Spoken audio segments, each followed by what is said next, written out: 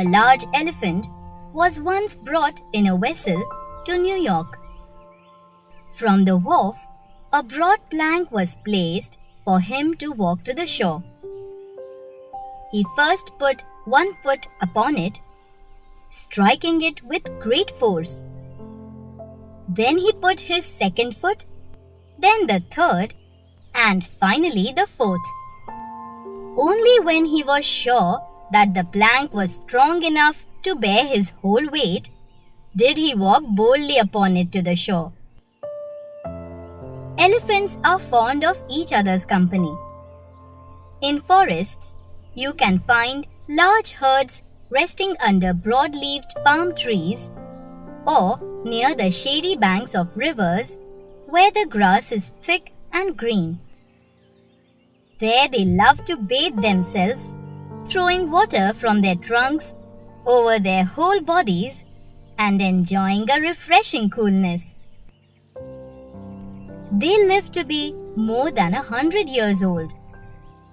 Some say that when death approaches, elephants retire to some lonely spot under lofty trees or near a peaceful stream. There they lie down and breathe their last among the bones of their friends or their ancestors. People consider elephants as noble creatures. They are naturally mild and brave. When tamed, they are obedient and form an attachment with their keepers. They are fond of their young and are kind to each other. At a village in South Africa, where some English missionaries dwelt, a deep trench had been dug, which was not at that time filled with water. On a dark and stormy night, a herd of elephants passed that way, and one of their members fell into this deep pit.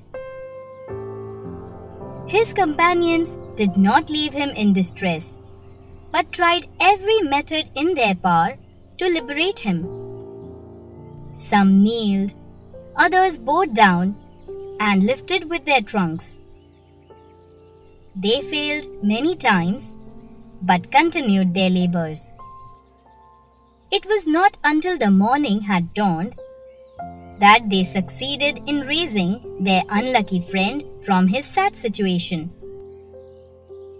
The edges of the ditch, tracked and indented with their numerous footsteps, showed how hard they had toiled in their work of kindness. If you like our videos, please do share and subscribe to our channel.